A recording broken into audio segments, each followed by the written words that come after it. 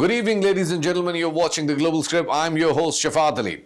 Pakistan has been making waves in its Digital Pakistan vision, launched back in 2018, aiming to transform the country into a knowledge-based economy. The plan rests on 5 pillars: access and connectivity, digital infrastructure, e-governance, digital skills, and innovation. Think nationwide broadband, digital IDs, and paperless governance, all designed to spark entrepreneurship and creating jobs. The government's even roped in tech giants like Google and Microsoft to supercharge its digital ecosystem, but that's just the start. In 2024, the Digital Nation Pakistan Act took things up on a notch. Creating a digital framework for digital inclusion, cybersecurity, AI, and public infrastructure. Now, 2 new bodies were born: the National Digital Commission, chaired by the Prime Minister himself, and the Pakistan Digital Authority to manage digital IDs and payment systems. The goal: streamline governance and better service delivery for every citizen. Now, let's talk money. Digital money, that is, State Bank of Pakistan's RAST instant payment system is pushing for a cashless economy, while Asan mobile account scheme is bringing the unbanked into the financial fold. Experts say that digital payments could boost Pakistan's GDP by up to 7%, and that's no small change.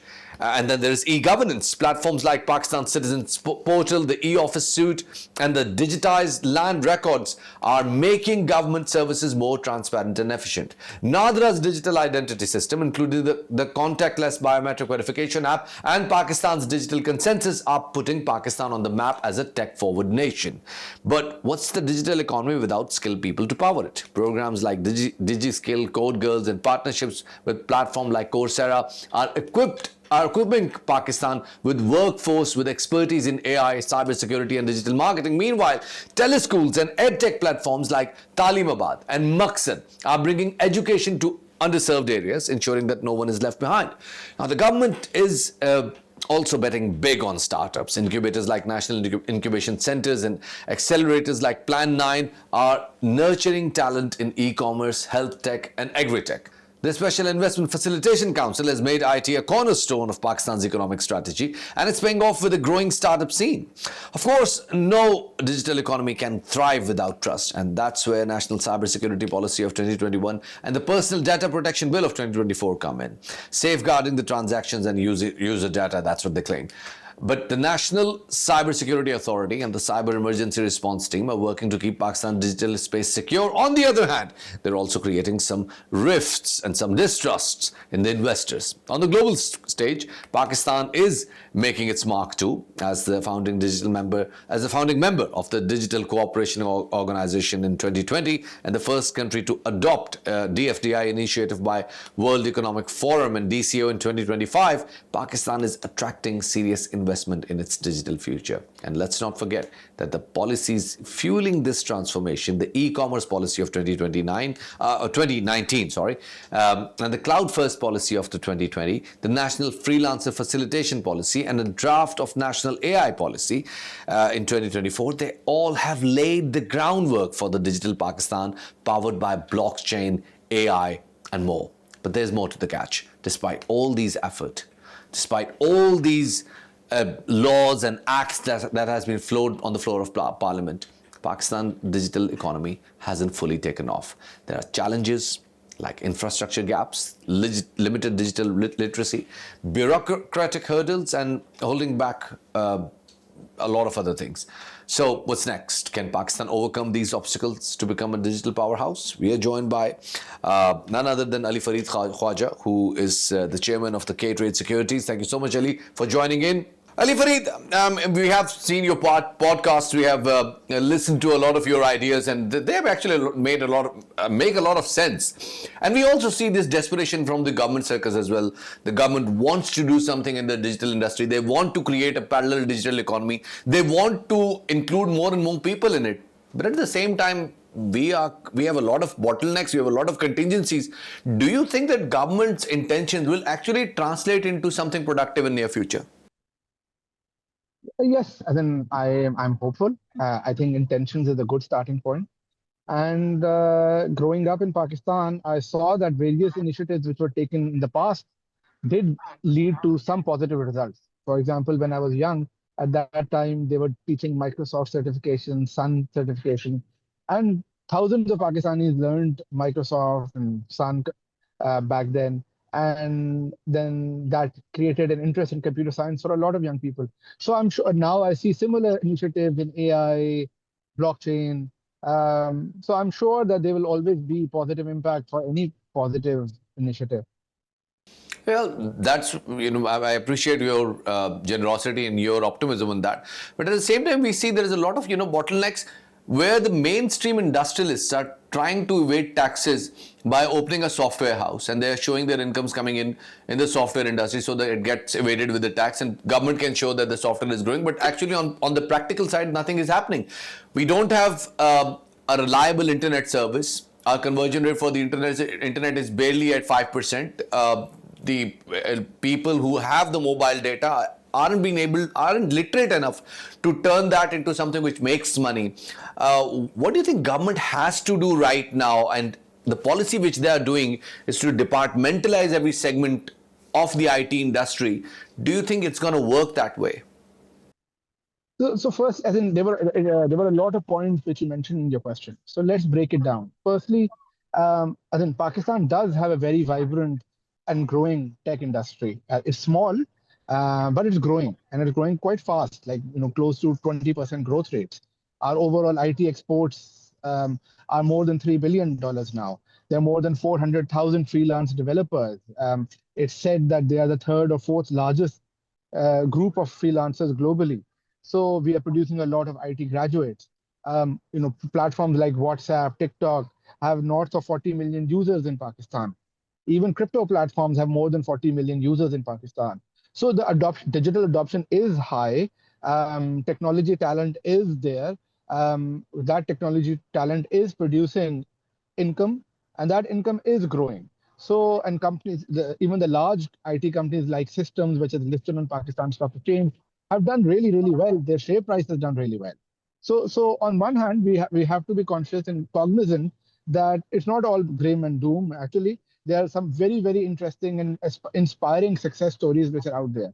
Now, coming to the other point in terms of what should government do. So, and your point is totally valid that a good starting point is high-speed internet and provision of high-speed internet. Generally, like when people used to ask me this question 7 or 8 years ago, that what should government do, I used to say that government should just stay out of it. Like that's the best thing the government can do, is not to intervene and make things bad. Having said that, the second best thing for the government to do is provide good infrastructure, and the starting point for that is high speed internet. High speed internet is, it's available in Pakistan in many cities, although the quality of it can be questioned. But I have a stats in front of me. It says that only 1.14% of the Pakistan's 124 million mobile broadband subscribers are active. Now, that doesn't sound very promising, because internet stays up. We are in 2025, but it's still a question. Its reliability, its effectiveness, and there is a lot of control. There is a lot of government policy intrusion into it.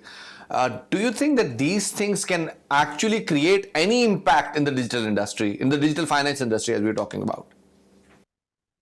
So I'll repeat the same point that good quality, stable, consistent internet is the core for building any digital economy. Even in the UK, I live in London, that's one of the what was one of the election manifesto and a key government policy to provide access to fiber to every citizen over here. So I was just in Japan and China, and of course, I think no other country is as advanced in internet adoption or digital adoption as those two countries. And the quality of internet was far superior than what we have in Pakistan. I think each time I'm in Pakistan, I struggle to have high quality, consistent Zoom calls. And so certainly that improving that point alone can have a major impact on digital adoption. at one time you say that government should stay out of it, but at the same time we have a lot of policy coming in. So there is a lot of government intrusion in the policy making, and there's a lot of control over the narrative as well. And in that attempt to control the narrative, they are hurting a lot of businesses. We see that the startups in Pakistan, in recent year, in the past 10 or 12 years, we have seen that they are initiated, they get the seed money, they reach their bloom for like 12 or 14 months, and then suddenly they start cutting to the size until they just die out. How do you think that if the government stays out of it, will that impact this startup scenario or the startup culture in Pakistan? I think I was a bit harsh on that statement that governments should stay out of it. I think I meant it more in terms of a siding comment. But what I mean by that is that government generally create a lot of noise and a lot of they waste a lot of time just because of bureaucracy. And what I meant was that digital adoption is something which can grow organically. In fact, it has grown organically in Pakistan. And then just take the example of crypto. There are millions, tens of millions of people in Pakistan who trade crypto, while the government is not involved in it. Similarly, platforms like WhatsApp and TikTok have massive adoption. Like we're talking about 30 to 40 to 50 million subscribers for these platforms without the intervention of government. So that's what I meant by government. Certainly government has a role, and we've spoken about one role extensively, which is provision of internet. The second role, which I also mentioned initially, is education, providing good education to people so that they can be trained on modern technologies such as AI. And I was just in Pakistan last week, and I heard about some amazing initiative which the government has taken in terms of training people around around AI. So the government does have a role. The last point you mentioned, which was about startups. Now that is something which is totally, that's not like failure of startups has nothing to do with government failure or policy failure. There are multiple studies, including one very famous study by Harvard Business School. And that study shows that even in the US, 95% of startups fail. So failure of startups should not be equated to any kind of policy failure. It's just a normal, this is how startups work. So it's more of understanding of how startups work. Startups are about taking risks. It's not about doing experiments. Ali, in Pakistan, these startups, like the rest of the world, they rely on the quality internet. And when you do not provide them with the quality internet, with a sustained connection, just like you said that in Pakistan, you struggle to have a Zoom call, a sustained Zoom call. How do you expect startups to grow? Because in order to just show sales to their investors, they offer their customers unimaginable discounts, and they actually do turn into something which is not tangible organically. But without reliable internet, how does it translate into business? It just cannot. So my point is that just because of that, the startups cannot flourish in Pakistan. So as I told you that even in the US, 95% of startups fail. That's not because they don't have internet. So clearly, and secondly, Pakistani quality of internet is bad and can be improved, and I highlight that. But it's not that bad. Like clearly, we are having a Zoom call right now, and I'm in London and you are in Pakistan. So certainly it does work. It can be improved, and if it improves, I think it will have a good and positive impact on the economy. But that doesn't mean that we are not working because internet quality is bad. No, it can be improved. It can be improved. Ali, you need to stay with us because there is a lot we need to discuss on the digital economy, ladies and gentlemen. But it's time for a quick break. Keep watching the Global Script on Ocean News.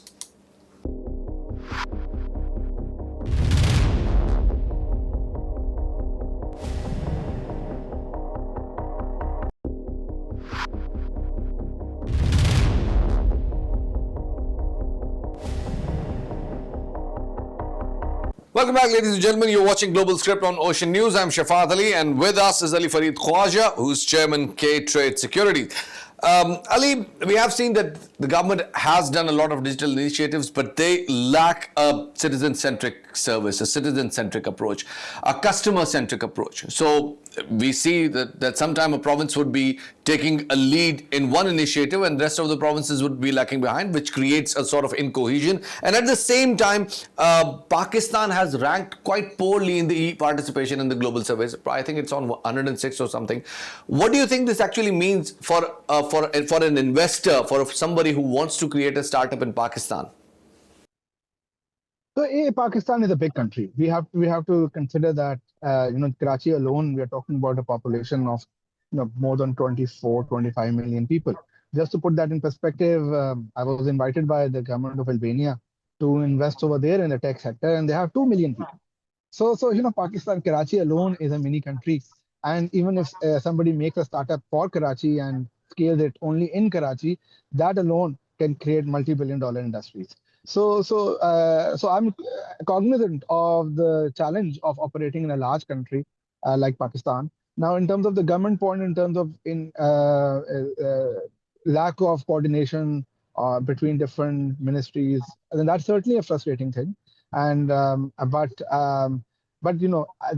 we said earlier, I do think that the government's intention and focus is on technology sector. And Well, just for example, like in UK, you have this gov.uk. I mean, that's one single portal for everything. In Pakistan, there's a departmentalization, like over departmentalization of everything. Do you think for a businessman who is based in UK, just like you, do you think, would you be interested in investing in a place like Pakistan where there's so much departmentalization? Does it affect the investor? Yes, it will, because and then I will be interested in investing in Pakistan just because those things don't exist. So investors like investing in places where things don't exist because that's exactly the opportunity that you can go in and build those things. So I'm sure that the technology companies and investors who are involved in e-governance solutions and the kind of solution which Pakistan needs and which have been implemented in other markets such as UAE, you mentioned UK, they would be talking to Pakistani government and saying, hey, we are interested in your market because precisely the reason that you don't have it and it's good for your country and we can come and build it over there. So slightly like it's counterintuitive, but investors actually like to invest in places where things don't exist, because if it exists already, then there's no point of going there and building over there. Ali, you're a big fan of cryptos, and it will be injustice to you if you do not talk about cryptos while you are on our show. In one of your podcasts, you actually said that Binance, which is the third biggest entity in the world after JP Morgan and the American bank, you appreciated them, that they are investing in Pakistan and they have a lot of users in Pakistan. There are a lot of trade volumes in Pakistan. Do you think there is a crypto future in Pakistan? Yes, there is future because Pakistan has a young population and the young population is growing. So just as the population grows and more people become tech savvy, they will automatically invest more in digital assets. So future is, always remember that future is driven by the people. As long as there are people and those people are growing, there will be a future. So just we are blessed that we have a large population and large And young with initiatives population. like Pakistan So Crypto Council, that strategic Bitcoin reserve, which you have, specifically Bitcoin reserve, and this virtual assets bill, which all have been passed, do you think that this actually has created anything? Because State Bank is very clear in its policy that they do not think that decentralization of the money should be a priority. Do you think that this clear rift between the government policy and the State Bank, it has actually created more confusion in the crypto investor in Pakistan? No, I don't think it has created. I think there used to be a lot more confusion in the past. So perhaps in the past, this problem which you mentioned certainly was there. I think now people are generally getting, as in we are hearing from the government all positive stuff. So I'm sure that actually I'm aware that all the global investors in this space are looking at Pakistan, are interested in Pakistan, and I think Bilal bin Saqib has done an amazing work in terms of creating awareness of the opportunity set in Pakistan. But having said that, the key point which I'm making is that the future of anything, whether it's digital technology, whether it's crypto, whether it's AI, it's not and will not be driven by what the government does or what the government does not do.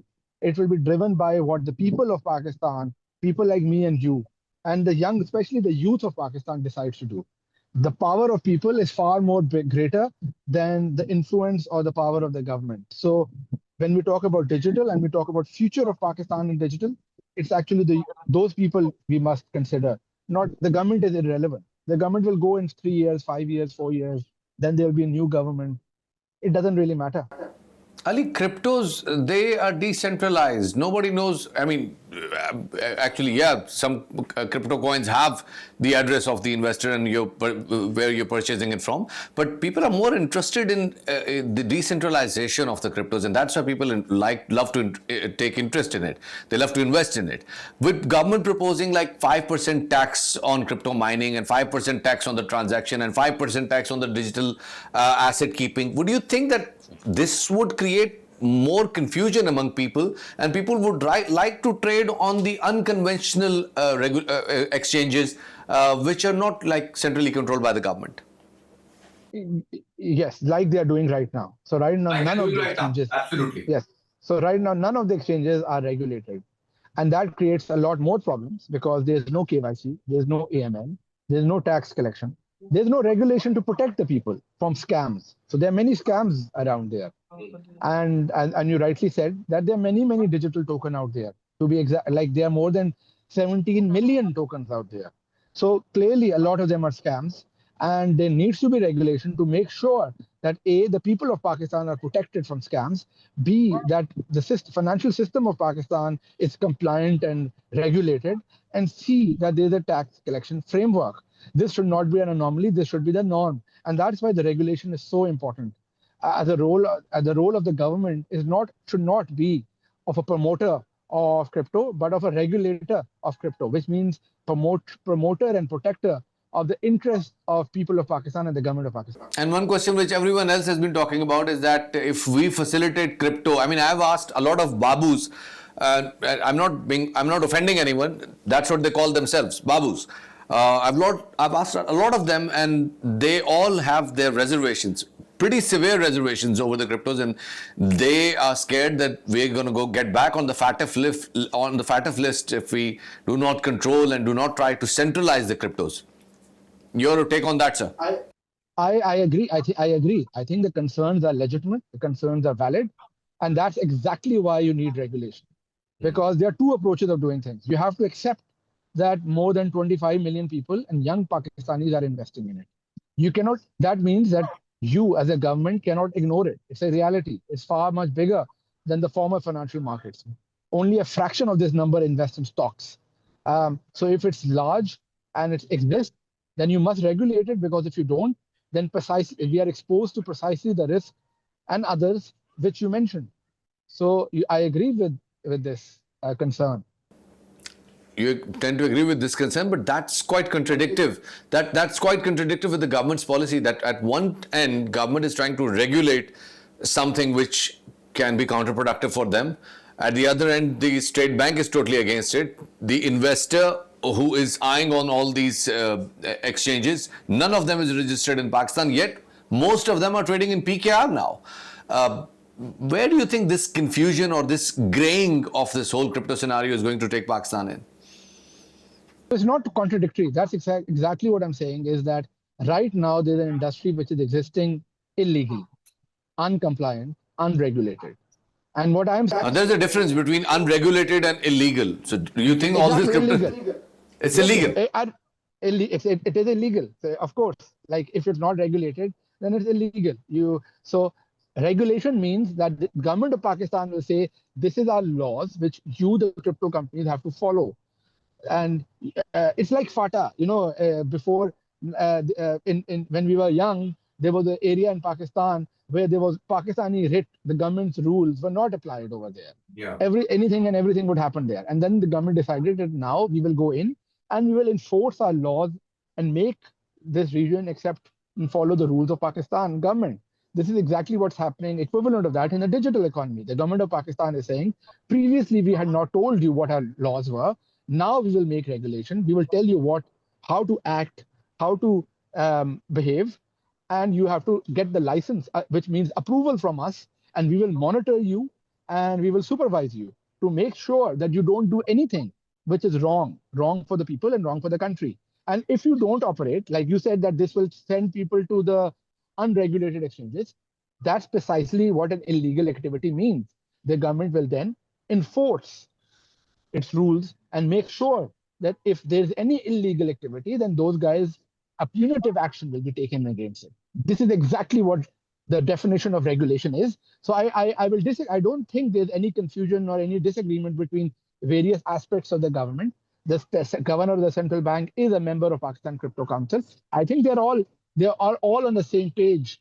And I'm repeating myself that regulation does not mean promotion. I'm not telling you or people that go and put money in crypto. I'm just saying that government of Pakistan should regulate crypto. They are two very different things. I agree. I understand. I take your point, and that's fair enough because at the same time, while you were saying that, I just thought that just confusion in the government, and I would reiterate it. This is clearly a confusion. At one point, they are advocating the cryptocurrencies, and on the other end, they're going totally against it. And like you said, it's actually illegal to invest in them. This decentralized nature of cryptocurrencies, I assume, and this is my theory, and I don't want you to agree with that, but if you want to, you can have your comment on that. That this has created a resistance in adoption of blockchain based solutions in the formal economy, and there is a clear rift. Pakistan's economy, in its conventional approach, is resisting to anything which takes it further away from its conventional approach. Would you agree with that? I didn't get the exact point, but I think like in terms of as I said earlier, that I don't think there's a big rift. I'm involved in some of the conversations. I'm on the advisory board of the Center for Digital Asset Research at LUMS. They are doing a big training workshop in Islamabad on the 24th. The finance minister is speaking, State Bank is participating, SECP is participating. But I agree with your core point, which is that the government should be careful. And there's a lot of risks. And by definition, regulation means taking care of the risks and making sure. That's why we need regulation.